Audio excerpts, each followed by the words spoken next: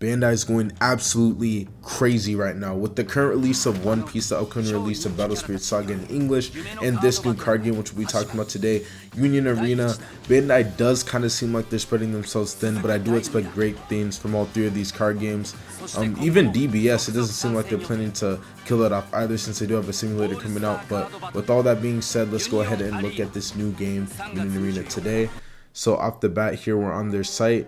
Dude, it looks beautiful. Look at this poster, man. It looks absolutely beautiful. So this is a new trading card game. The best way I can kind of compare it is kind of like, it seems like Weiss Wars, but like, I don't want to say edgier. I don't really know how to describe it, because Weiss Wars is mainly like anime girls, but we have a lot of like action anime and stuff like this from what I'm seeing in this poster here. Well, you do also have the Idolmaster and stuff like that. So it seems like it seems Weiss Wars, but less focused on the anime girls. If that was a wrong description, I'm sorry, Weiss Wars players. That's mainly what I know about Weiss.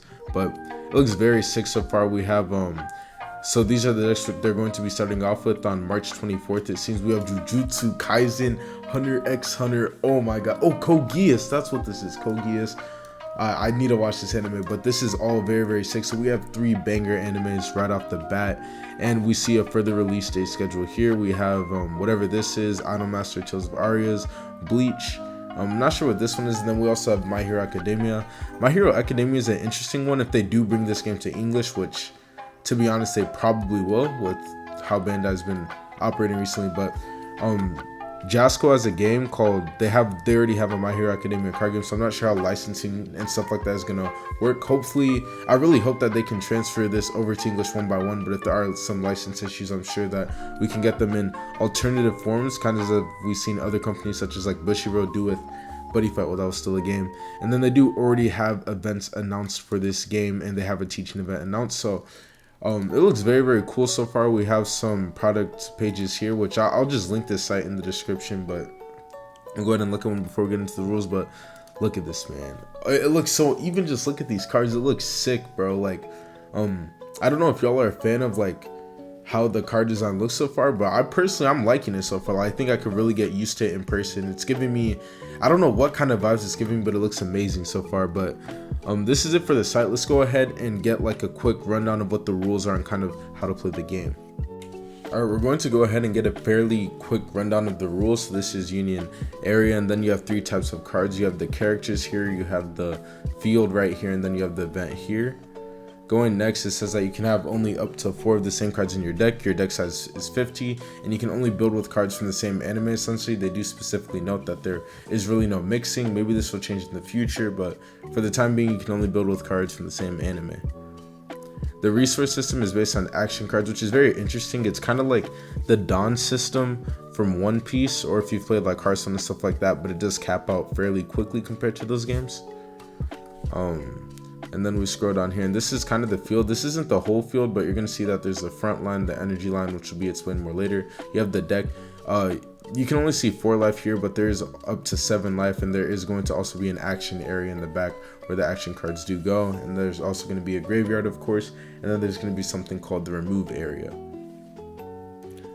And then when you start out the game, you draw 7 cards, and you do have a mulligan.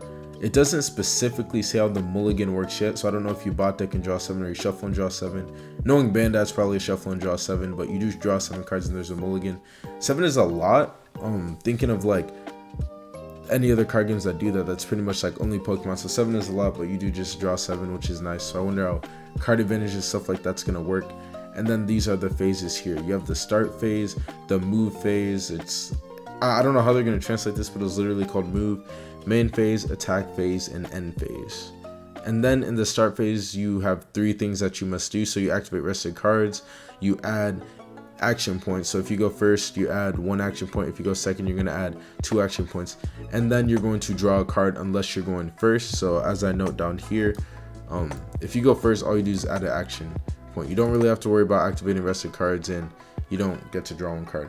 And then this just shows the active in the rest state.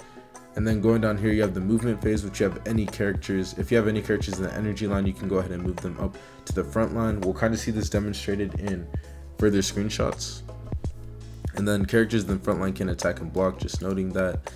And then next up in the main phase, you have 2 options. You can do either, or you can do neither, or you can do like one or the other. So You can either 1 use a card or 2 activate main effects, which we will see demonstrated in these screenshots.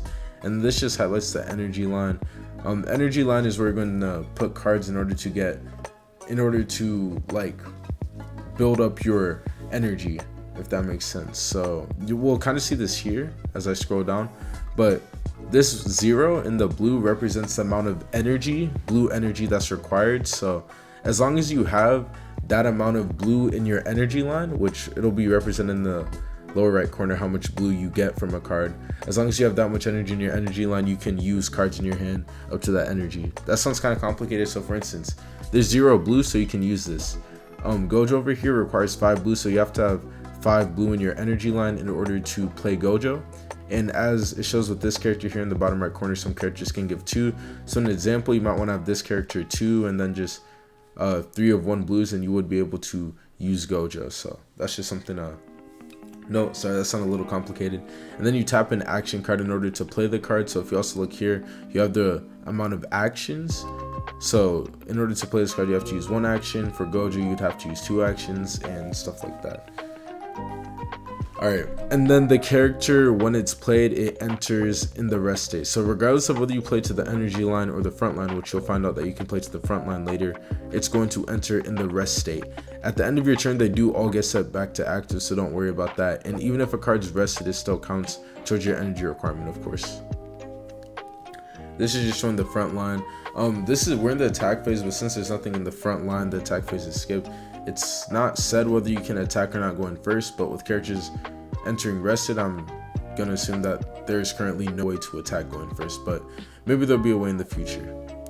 And then cards are set to active at the end phase. And then if you have more than 8 cards in your hand, you must place cards in the remove area until there's 8 in your hand. So the remove area is different from your outside area. So far it seems the remove area will only be used when your hand overflows and you have to discard cards, and outside areas where everything else goes. Outside areas where things go when you cast an event and it's going to go to the grave, when a character dies in battle, etc. So next up, this player goes second. They get 2 action points because they went second, as I mentioned earlier. They do finally get to draw that extra card because they are not going first. And then we see there's another mechanic here. By paying 1 action point after drawing, you can perform an additional draw known as extra draw. So that's very, very sick. I was kind of worried about how card advantage might work in this game. We might get cards that draw and stuff like that in the future, but having a built-in way to draw an extra card is very, very cool. And then it seems like you can't do this going first, as I kind of note right here. Then we scroll further down. I just kind of skip past their board because they're just playing this card. They're basically doing the same thing the other player did going first. And then we go back to the first player's turn. So now they decide to move the card from the energy line up to the front line in the move phase. And then we scroll further down here. He's gonna place 2 more units. So now that he has 2 actions, both of these are 0, so you just place both of them and they enter rested. And now you have 2 blue available for energy for like future turns and stuff like that. And then we look here. He's gonna rest Yuji to attack, and the attacking player gets to pick a specific life. So that's kind of like duel masters. I don't know if any English players would have ever really seen duel masters, but you do get to pick which life between 1 through 7 that you do want to take. And then if there's a trigger, that trigger will activate. So yes, this game does have trigger. Bandai loves triggers. Even not in Digimon, you have triggers in One Piece. You have trigger is in this game now. I'm unsure on whether you have triggers or not in DBS, but yeah, there are triggers in this game. So after checking life, you check if there's a trigger effect. If there's, you trigger it, which in this case the trigger is to draw 1. And then after that, it's placed into the outside area. So cards do not, your shield does not go into your hand, kind of like they do in One Piece. It's kind of like Digimon in that regard, where it just goes straight to the trash. And then after that, the turn ends, so everything is reset to active, kind of as I mentioned. Everything's going to reset to active when your turn ends. So that's honestly really, really cool. I want to see how that affects the gameplay. So next up, it's back to their turn. They draw another card. They move only 1 unit up to their front line, as you can see here, and they leave this unit in the back. I didn't show this unit earlier, but they placed both those units with both their actions.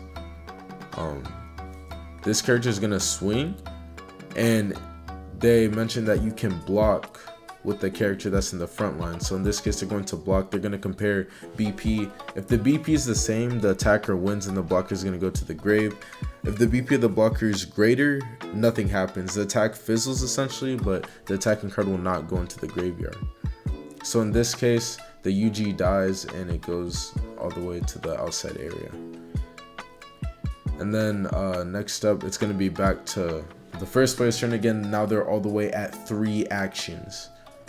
Now at 3 actions, they're going to do a lot of stuff. It's actually kind of cool. This turn was kind of cool. So they're going to go ahead and... Did they play UG? Yeah, so they're going to play UG, play Panda. Then they're going to activate this event. So this is a first example of an event getting activated. You play this card for 1 action. 3 blues required. There's 3 blue in the energy line, so you're good to play, and you get to restand 2 action points. So that's sick. You basically get an additional action point. Then with the remaining action points, he plays this character straight into the front line. I don't know what this text down here is yet. They haven't really mentioned it in the video, but I imagine it's just some extra effect. Once we get translations, we'll know what that does. But they do play directly to the front line. So kind of as I said earlier, you find out that you can play cards directly to the front line. And then they're also going to go ahead and activate this field. So this just confirms that you can only play this based on the amount of like energy in your energy line and stuff like that. And then you're going to play it for 1 action. And then it has this like special effect, which I'll show down here. So it has a startup main effect, which can only be used during the main phase. And then it also has this initial text here, which says that the field essentially gets played as active or the field is active. So when he initially plays the field is active, but then he's going to rest it to activate the effect, which gives plus 1000 BP to everything. So that's kind of sick. I believe it's only until the end of turn. And then after that, they attack life. A life is checked, no trigger, so it goes straight to the trash. And then everything is reset to active at the end of the turn. So it kind of closes out here. This is where the battle ends. I'm going to go ahead and link the whole video of this in my description below, so now that you can actually watch it, now that you have like a general idea of the rules and stuff like that. I know it was like kind of confusing, but if you kind of boring, but if you watch the video, it'll be a lot more clear. But that is it. I'm very hyped for this game. I really do hope it comes to English. Its current release date is in like late March, I believe. But let me know what y'all think about Union Arena. Let me know what y'all think about Bandai adding yet again another card game. And with that, I'll catch you guys in the next one. Peace.